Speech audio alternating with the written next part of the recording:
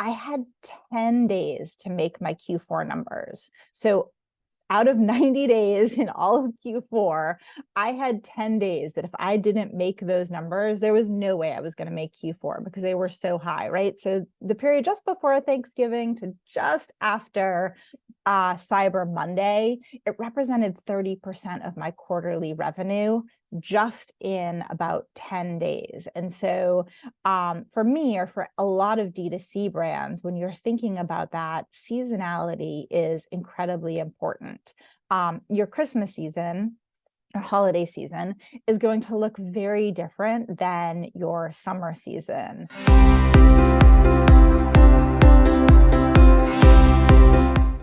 Hey guys, this is Mohit here. I'm your host, founder at Blash at e-commerce growth academy. Today, we are starting with our special podcast series with how do you launch and grow your business in the US market. And today I have one of the e-commerce veteran with 20 years of rich experience in the e-commerce domain, Jenny, who was leading senior position at Johnson and Johnson, right? So heartily welcome, Jenny. Welcome to the podcast. Thank you, Mo. It's nice to be here and nice to be speaking with you today for sure. So thank you for having me. Excellent. Yeah, Jenny, I'm very much excited to learn more about, about your journey, right? How has been, the last 20 years has gone. So, maybe that will be a good, interesting point for our viewers as well. Absolutely. Thank you. So yeah, as you mentioned, I have practically 25 years in e-commerce. It's where I started my career, and it spans from B2B e-commerce, direct to consumer e-commerce, e-retail, and then back to B2B again. I worked for companies like Johnson and Johnson, both in vision care as well as in the consumer division, which is now Kenvue, its own spin-off company. But I've also worked for companies like the Estee Lauder companies, so prestige beauty as well. And started my career about 25 years ago working as a consultant for an internet startup. So taking other companies and driving their e-commerce business. So 20 years ago, you can imagine it looked pretty different than what it did today. My first e-commerce project was building a prototype for a fashion brand to take orders from buyers rather than sending it on a spreadsheet. It was before the cloud. It was before systems were connected. So I've been in this space a little while, but really love it. It's my passion space, and have gotten back into the consulting business just recently after leaving the corporate world. So I'm excited to be here, like I said, again, and I'm excited to impart a little bit of what I know from the e-commerce space to everyone here listening. Okay. Very interesting. We'll dive in those things. So, the first thing which I'm personally would want to know, that we all know that, the e-commerce market in US has been exponentially growing, right? So we do read a lot of stats publicly available, but I just want to, hear out from your perspective that, what is the growth market in terms of e-commerce in the US? What is the opportunities, right, for someone like someone who's sitting in India who would want to launch their brand, right? So how is the e-commerce? How big is the market? Yeah, absolutely. Well, the good news is there's a lot of stats that everyone can go online and find, right? 90% of US households have internet. That's probably one of the highest amongst the countries. And so it means that there's a lot of e-commerce that happens in the US. Retail e-commerce being about 900 billion. Is slowing in the US, right? It's growing at about 7%. I think the last year, maybe this year, and it makes up 15% of total retail. Again, stats that are readily available, but I think it grounds us in the conversation of saying, yes, it's a sizable piece of the pie. It's 15% of retail. Most Americans have shopped online in some way, shape, or form, but there's still a lot of opportunity if you dig deeper in those numbers, right? Growth at 7%, Retail is growing at maybe 1 or 2%. I don't know the exact number, but growth at 7% is still not too bad. It's much slower than some of the other markets, right? India, for example, I think is growing a whole heck of a lot faster than the US now. So the growth has slowed, but it is still growing. I think another interesting stat is around mobile. So mobile commerce, right? If you're buying something on your phone versus buying it on like a laptop or an iPad, for example, it's about 30 to 40%. And that number has really grown in the last 5 or 6 years. So I think that's an area certainly to be thinking about. People who are on the go. I just did it the other day. I'm walking down the street and I'm buying something on Amazon at the same time. So if you think about that and you think about how mobile accounts for now close to 40%, and that number is going to absolutely grow. There's a lot of opportunities in there as well. Like I said before, 90% of households have internet, but only 70% of Americans shop online. So there is space in terms of those people who go online, but may or may not actually transact online as well. And the US, just to give one final stat, and then we can move on to a bit more detail, is about 14% of total worldwide e-commerce, right? China is the biggest. It's, I don't know, 25 or 26% probably. And then underneath, right, just at number 2 is the US. So 14% of total worldwide e-commerce comes from the US. It's a big market. It is highly penetrated. It is highly advanced, like I said, but there are still a lot of opportunities when you start to then think about different segments, different areas of opportunity within e-commerce. And maybe we'll talk a little bit about that next. But I think grounding everyone in just a little bit of the overall structure of the US is important too.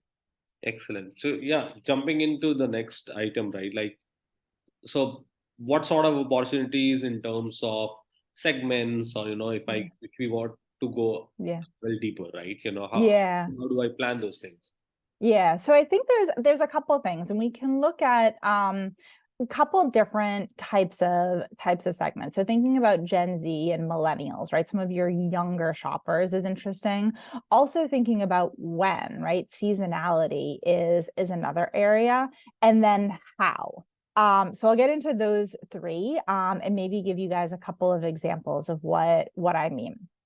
So thinking about some of the numbers that I just said, right? 70% of Americans shop online, but what are they shopping for? And what are different subsegments shopping for? So Gen Z and millennials are actually quite similar as well, have high disposition for sort of consumable goods online. So clothing, entertainment, beauty, leisure, sports categories goes from anywhere from about 60% then down to about 30% in terms of what they buy online. When you look at a category like groceries, it's still predominantly bought offline, even when you have companies, say like Instacart or delivery companies coming in to be able to get your groceries, even Walmart just delivering same day. Those numbers are still really low in terms of buying online. So one area, when you think about a different age group of consumers, Gen Z are much more likely, and millennials as well, to buy online than say some of the older generations, Gen X and then boomers. So really thinking about the consumer, their age demographic is incredibly important. Okay. Another area is seasonality. And I believe this podcast is going to be coming out during the holiday season. And an interesting probably US phenomenon, more so than anywhere else in the world, is 60% of the US population actually buys Christmas presents online. And so that's something to think about. One company that I worked for back in the day, I had 10 days to make my Q4 numbers. So out of 90 days in all of Q4, I had 10 days that if I didn't make those numbers, there was no way I was going to make Q4 because they were so high, right? So the period just before Thanksgiving to just after Cyber Monday, it represented 30% of my quarterly revenue just in about 10 days. And so for me, or for a lot of D2C brands, when you're thinking about that, seasonality is incredibly important. Your Christmas season or holiday season is going to look very different than your summer season, when people are not at home, they are out and about enjoying amazing weather. And so you really need to think about that, but you can also think about that in micro pockets of the US. It's big and diverse, right? Its geography is big and diverse to tap into. And an example of some companies that have both done well, but also not done well, is food delivery. So several years ago, probably 7 or 8 now, some companies like Postmates and Seamless came in and were in tier 1 cities, like say New York City, right, where they really started and thought that that was where their opportunity was. Now, other companies like Grubhub and Uber Eats expanded, and they expanded into tier 2 and tier 3 cities, more into the suburbs, smaller cities. And certainly you can go in and take a look and see how some of those companies are doing. I believe one is actually out of business already. But if you think about that and you think about the makeup of the US from a geography perspective, it's pretty big, it's pretty diverse. Yes, you have large concentration of cities, but you also have lots of suburbs and lots of areas where things like how you deliver, and i.e. food delivery is very important. One of them, as an example, how you deliver is going to be critical to some of those more less city and urban environments. So I think some of those are a couple different areas to think about. One last stat that I do want to share, and then we can move on a little bit, is payment and how Americans typically pay for things online. So credit still dominates. Credit card, Apple, Google Pay, things like that, of course. And you do have a lot of companies where they're offering split payments. Companies like Affirm, for example, where you can go in and have break up your payment into 4 installments. And that's something that you certainly consider. But predominantly it is credit card. So that's something to keep in mind. And then when you think about popular sort of add-ons to that, if you will, like a subscribe and save program, right? Amazon's famous program, but a lot of D2C companies and a lot of retail companies use that as well. It's still quite small. When I was working at one of my former companies, that subscribe and save type functionality was not even 1% of our total business. Now, that was several years ago, but now it's still not enormous. It really only makes up about 5 to maybe 15%, really depending on the category. And so while people try it, it's not necessarily something that everyone from a US consumer perspective will get behind, regardless of whether or not it's something that you buy every day, right? Like dog food. I have a dog, he eats dog food every day. I still don't have those items on subscribe and save. It's just more convenient for me to order it when I want it. And so that's something that I think that choice is something that most US consumers are looking for. Excellent. I think a lot of insights. I think at least I'm getting. You talked about, difference by age, difference by geographies, right? So if you have to summarize or break down in a simple terms, what in terms of how is the end consumer expectation is different when it comes to US versus any other economy, who's doing an e-commerce business, right? So if I want Yeah. to launch a business in US, what are the 2-3 things which I should keep in mind when it comes to customer expectation? Yeah. Customers have high expectations in the US. Okay. And I think authenticity is probably the most critical piece of the pie when you're thinking about launching something. With so many new brands coming into the US every day, I used to joke to some of my colleagues that there's people making soaps, homemade soaps in their kitchen, in their bathroom right now. And tomorrow they're going to start selling them on either Amazon or Etsy or direct to consumer or wherever it might be. And everyone is doing it. So you're not only competing against or with, I should say, everyone who's doing it in the US, but also everyone outside of the US trying to tap into that market. And the biggest piece for me, I think, is authenticity. That's what makes it really, really critical. This morning I was scrolling Facebook as I was having my coffee, and I saw 8 new brands on Facebook this morning alone, brand new, never had been advertised to me before. A company shipping houseplants with self-watering bases for people who don't have a green thumb. A natural fragrance home odor eliminator. I said I had a dog treat baking mold where you can personalize the name of your dog on your own baked dog treats. A website builder. So if you can think of it, it is being sold to Americans and probably being sold on Facebook. So definitely think about the authenticity of your brand. Maybe just because it's me and I grew up internet, so to speak, but I'm really savvy and wary of sites, not necessarily coming from other countries, but who is it? Who's behind the brand? I can't overstate enough how much your about us, whatever you want to call it, page is going to be critical so that consumers really know who you are, and you have something in there that's personal and true to yourself. You know, I'm just one person, but I love that. I do think most people look at it because, again, there's so many brands out there selling similar things that you want to understand where it's coming from. Is it made locally? Is it made in the USA? Is it made overseas? Great, but tell me more about it. Tell me how it got here.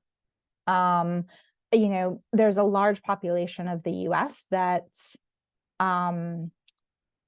eco-conscious. And certainly that's another big trend that I've seen, certainly in the US, of course, in the world, but in the US as well, from an eco-conscious perspective. Understanding how a product got to me is critically important. So I think if I were to harp on one thing, that authenticity is going to be critical. And so then, you know, certainly we can expand from there, but that to me is the one thing that's most important, because we get so much, like I said, 8 brands just this morning. Excellent. Just give me 1 minute. I'll just close the window. There's a lot of outside noise. Yeah, absolutely.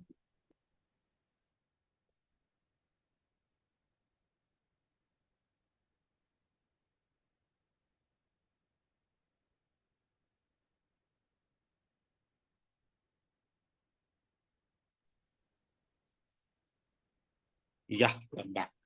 Yeah, so personally, I value authenticity a lot, right? It could be business to business or interpersonal communication. I think it holds a lot of value in terms of how we perceive, a brand or other person, right?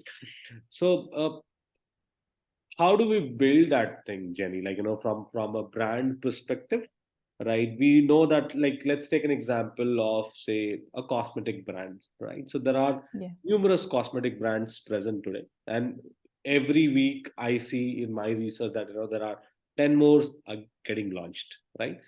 What are the 2 3 basic things you would want to tell that, hey, these are some of the key factors keep in mind, and to make Yeah. authentic, genuine authentic approach towards the end consumer?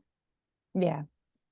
So I think there's a couple of things. And the first is really understanding and knowing your specific brand's consumer journey, the funnel, the product buying cycle.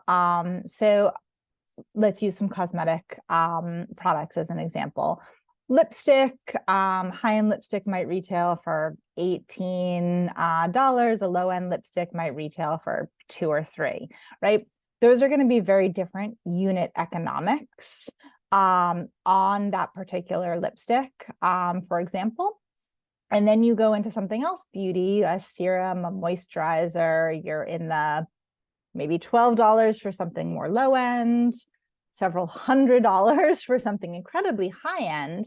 And again, not only are the unit economics really different and how you ship a $3 lipstick versus a $40 lipstick is going to be very important. You probably don't want to be shipping too many single orders of lipsticks at, that you're only charging $3, because it's quite hard to then make a profit off something like that.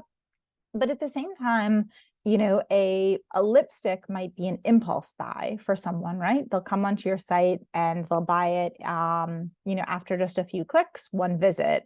An expensive moisturizer or something that's even more high-end, electronic, something with components or parts, outside of the cosmetic industry. Inside the cosmetic industry, it might be a device, for example. Those types of things might take several visits, lots of research, maybe going to other sites, finding out more information. And so I think understanding that consumer journey, the buying life cycle, is critically important, sort of as a fundamental to what you might want to be thinking about. And then, I don't particularly think the fundamentals are different from market to market, but you want to think about, again, I think a cosmetic example is pretty easy to share. You want to think about, well, the color of that lipstick. What's that color on different skin tones across Americans, right? Americans look very different. It's a melting pot, right? Of course. So what does that lipstick look like on different skin tones, right? And there's lots of different examples of how brands do things like that. But those fundamentals of, showcasing what that product looks like, showing all of the angles, how is it packaged? What does it look like? How big is it? How many ounces, for example? What it looks like on different people, what it looks like on people who look just like me, is really important, I think, to get right. And that just comes down to great fundamentals, great product page, and then sort of your great surround sound from that. I think I think similar to authenticity, it's around, let me give you another example. I like to use a brand voice framework with clients, and it helps kind of hone in on who you are and who you aren't, either as a brand or for a specific product. And it can help determine when humor might be correct, right, for that particular brand, or when you can use humor in a Facebook post versus when it might seem actually inauthentic or not genuine. Celebrity partnerships are ones that you've probably seen a little bit in the news lately, specifically on some pretty big American brands. And if you have a celebrity or an Instagram partnership or a famous, influencer or TikTok partnership, well, you better make sure that that's an authentic partnership and one that truly makes sense, because otherwise the negative, certainly that you might get from that will be much more than the positive that you could potentially get from it. So again, it kind of goes back to that authenticity piece, but at the same time, it's really around, who are you potentially partnering with? If you are thinking about bringing influencers in, paid influencers or paid partnerships, really making sure that that's authentic, and it gets down to that, and that type of fundamental is being critically important. Absolutely. I think I can totally relate to this. Like every communication, every strategic partnership should be linked to our brand values. I would say like that, right? Yeah, So exactly. absolutely. So authenticity, I believe one of the key pillars for growth, right? Yeah. Right. Now, if you want to talk about couple of other growth levers, right? Short Yeah. framework which a brand would need to apply explicitly in the US market domain, right? Yeah. What could be those, Jenny? Yeah. So I think there's a couple if you think about it. So we talked a little about authenticity. We talked about the unit economics, right? Very, very briefly, I just mentioned that. But if you go back to that and think about whatever your product might be, physical or digital, can you bundle it together to create better, potentially better unit economics? Other growth levers are certainly the marketing channels that you're going to use. Email is still predominantly, I think, what most companies use, although social selling is certainly up there. I think a lot of people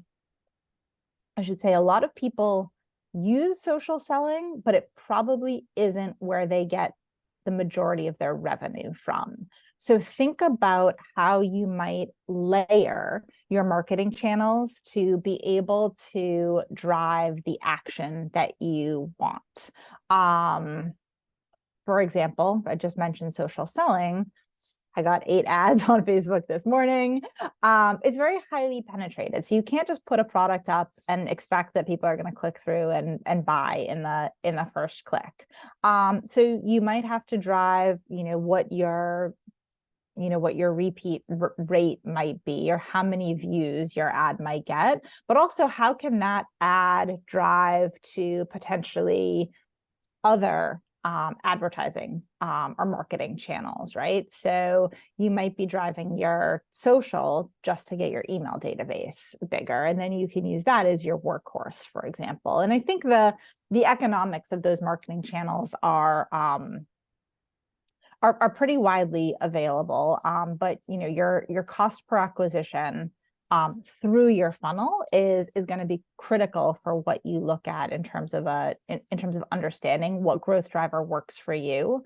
I will say another big area to think about is just testing. So I can't say for certain that, one person's product is going to do better with this particular growth lever of, I don't know, an SMS campaign, and someone else is going to do better with PR, because frankly, you don't really know. But you do know that testing is going to be your best friend throughout the process. So every single thing that you do should in some way have a test. Your product concept, your bundles, your email subject lines, all of the basics, your copy, maybe you run some copy through AI to see what it reads like. Maybe you run some copy through, someone who is local and based in the US, and test them on different product pages to see what works. But I think one of those other fundamentals is just don't ever stop testing. What might have worked for you in August in a slow e-commerce month isn't going to work necessarily in December when it's the most crowded space, and your advertising costs are maybe triple what they were a few months ago. So I think testing is going to also be critical as understanding what your specific product and growth lever is. Excellent. So, one more interesting point here. We touched upon, driving consumers via, ads, right? And then the marketing channel. So there are plethora of, marketing tools available, right? So we can only play around with, say, creating more and more performance ad, doing some A/B testing around it, right?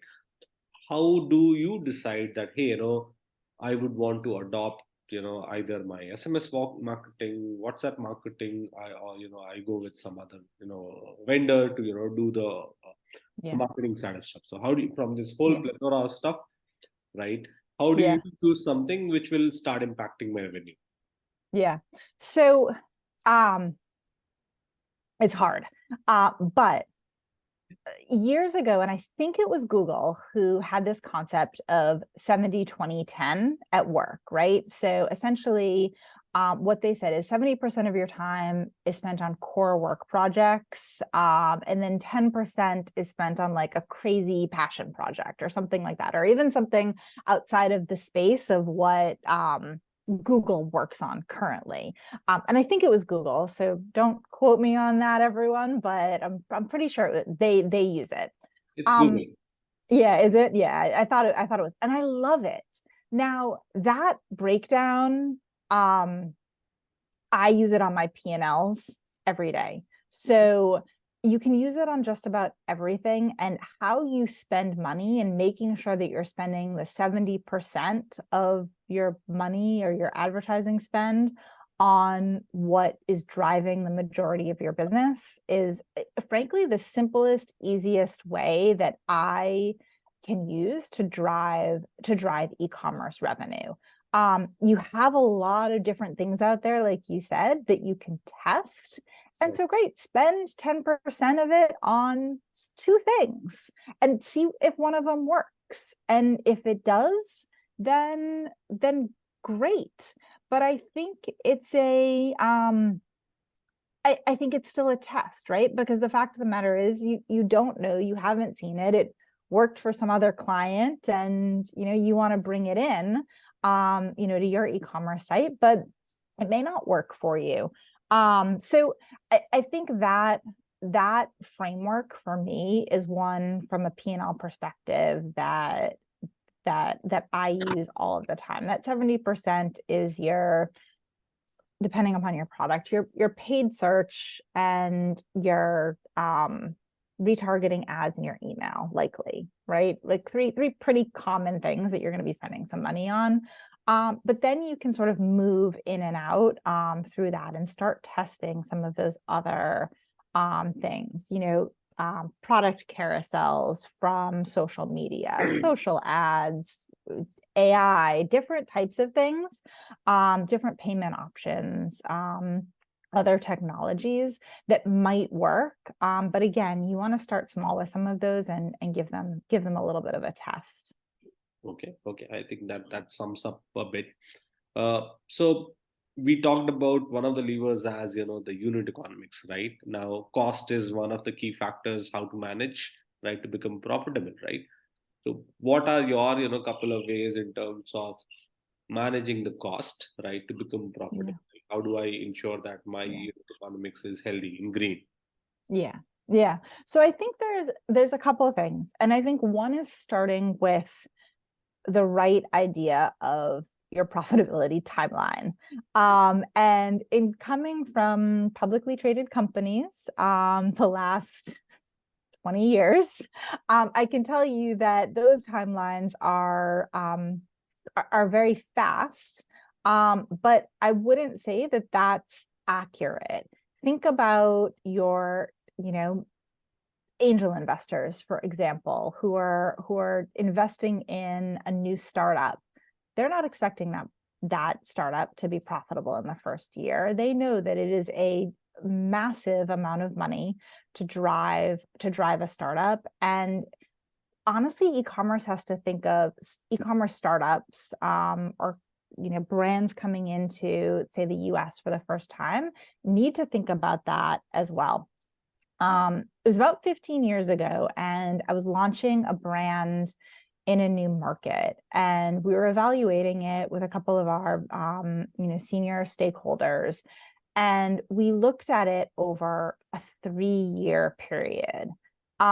So could we break even and hit the not being in the red within 3 years? And to me, that's still a marker that I think is pretty accurate. Now, again, it depends on the product, of course, and a lot of those different details.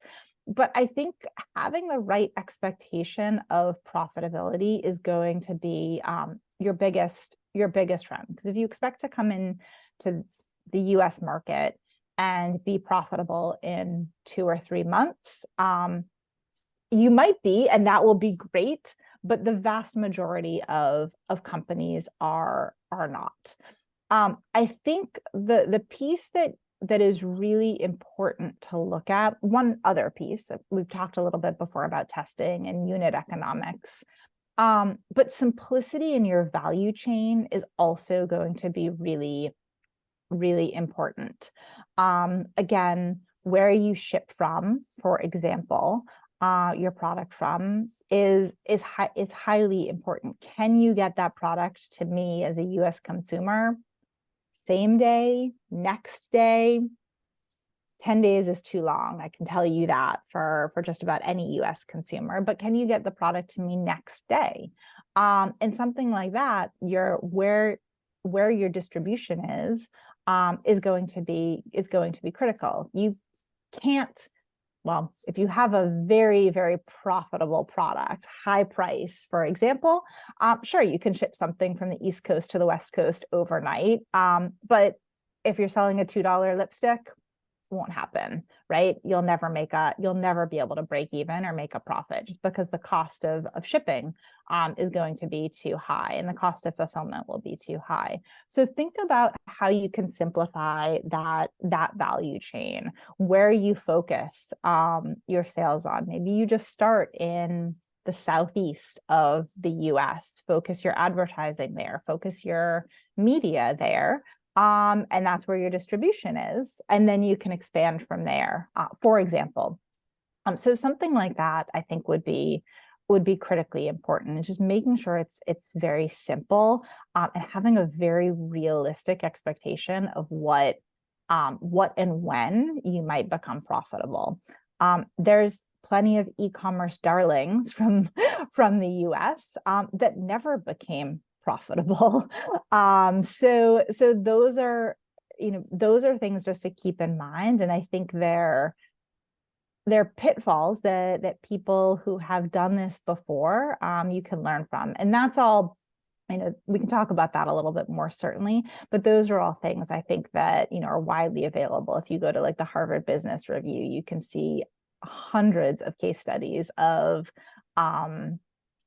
e-commerce darlings, for example, that either are now out of business, got bought by someone but never became profitable, or became incredibly profitable. And so you can see that there's a variety of outcomes that can happen, and just arming yourself with that data, I think, is important to see what worked well for other people and what didn't.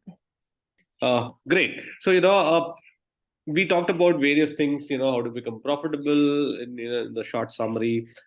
We talked about, the brands who probably never reached the profitability stage, right? So I'm pretty sure you can easily identify a couple of key mistakes to avoid, Jenny. Mistakes could be anything, but if you have to summarize a couple of them, right, that would be helpful for the viewers. Yeah, absolutely. I think we talked about a few already, right? Not being genuine or not being authentic is absolutely important. Not staying true to your voice as a brand is also critical. I think there's one that I'm going to throw in that's sort of funny as an example. There's a lot of, I think this is a US thing. You can tell me if it's something that you guys have as well in India, but there's sort of a lot of these like holidays that the US has. So like National Donut Day, National Puppy Day, National Left-Handed People Day. And it's sort of become a thing certainly in the US. I'm not sure if it's around anywhere else in the world, but there's a new one every day. And so on National Coffee Day, for example, there's lots of coffee companies that will give away a free coffee. And on National Puppy Day, your Facebook feed is just filled with everyone's pets. And so I think that they're sort of fun and quirky and interesting to sort of jump into. But again, I think the mistake to avoid here, the lesson learned, is being genuine. If you're selling a lipstick, well, coffee day and lipstick, I actually can make a connection between the two, but lipstick and puppy day, I'm not sure. So think about how you might take advantage of some of the quirky, fun sort of things that Americans might do, whether it's the TV that we watch and all of the crazy reality shows, or these holidays like National Donut Day, National Lipstick Day, National Everything Day. Just, hone in on them and know what to take advantage of, but know which ones to also steer away from if they're not authentic to you. I think the other thing to think about as well that I've loved to talk about for years is, do I launch an app? Do I not launch an app? Do I launch an app? Do I not launch an app? And it's a comically simple answer, and if it provides clear value, then you can, or you could. It doesn't mean you should. They can be good, but they can be costly. They can be very ineffective. And I think that that's something, a potential mistake to avoid is what would that value proposition really truly be? I go to my banking app, I go to Facebook, I go to a music app, and there's a handful of other loyalty apps within the US that I go to. Loyalty is important as well. But if there's not a reason to have one, then it's unnecessary. Let me give an example of one that is really interesting. And it's the sneakers app by Nike. And I don't personally use it a ton, but I do know that it has a huge following, and it's because they drop sneakers that are not available anywhere else first on the app. And if you know anything about sneakers and collecting sneakers and that sort of economy, it's enormously, I believe, successful, versus just, any other sneaker company having an app that you go to buy your product. Well, I can just go to a website on my phone. I don't need an app just to buy a sneaker that's available everywhere else. But if it's special, unique, limited, and I need the app to be able to get it, or loyalty, like I mentioned before, if it's great, I can get my loyalty points through the app just by using it, well, then there's a little bit of a reason there. So really think about the value proposition, and don't just feel that you have to launch an app in the US. You certainly don't. And then I would just end with you talked about it before, just do your research, right? Work with someone who knows the US market, know the US market yourself firsthand, and just really do a little bit of research and test before you go full scale launch. Again, whether that be the product, whether that be the website, whether that just be an email, having that test is critically important. Excellent. I think you summarized it well in the end, right? So, I just want to probably, provide some additional support to the viewers, as, so now if I have to reach out to Jenny, to, seek out for some help, you started your consulting stuff, right? Yeah. What sort of help, I can expect, and, how do I reach out to you? How do I, initiate a conversation with you? Great. Well, you can certainly just email me right here, jenniferruthbell@gmail.com. You can search me on LinkedIn as well. But honestly, email is the easiest way to get in touch with me. What I do as a consultant can be a variety of different things in the e-commerce space. I am technology agnostic.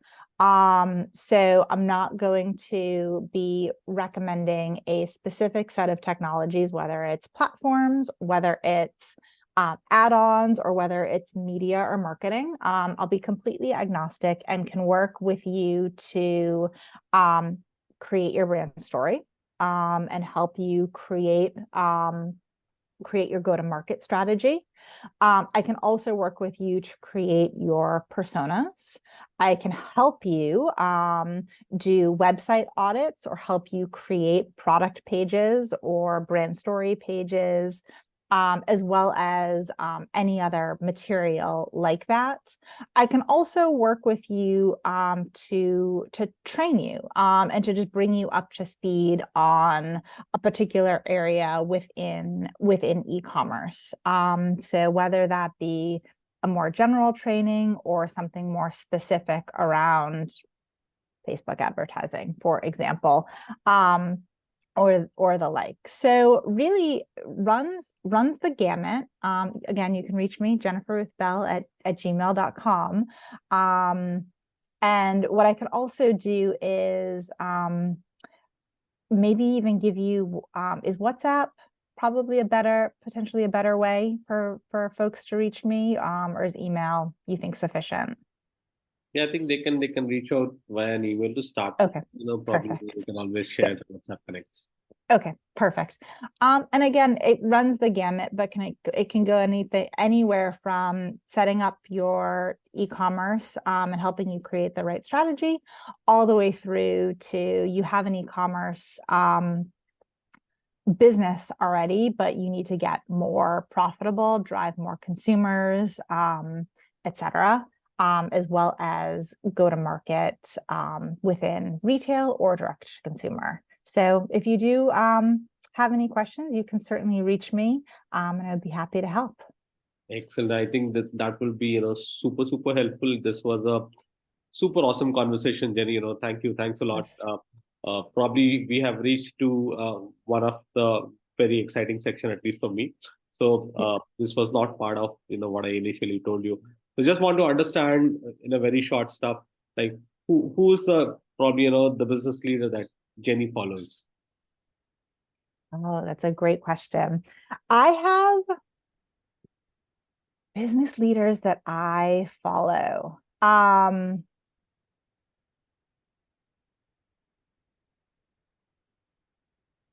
So it's funny, in a way, but I'm constantly going back to very, very well-known business leaders. I have a smaller group, I would say, of cohorts that are sort of my personal business leaders. But as sort of those big two, Richard Branson and Elon Musk. Now, they are slightly different from one another and also wildly different from me. I am a fundamental person. I like to focus on getting the fundamentals right, not necessarily there for like the disruption world.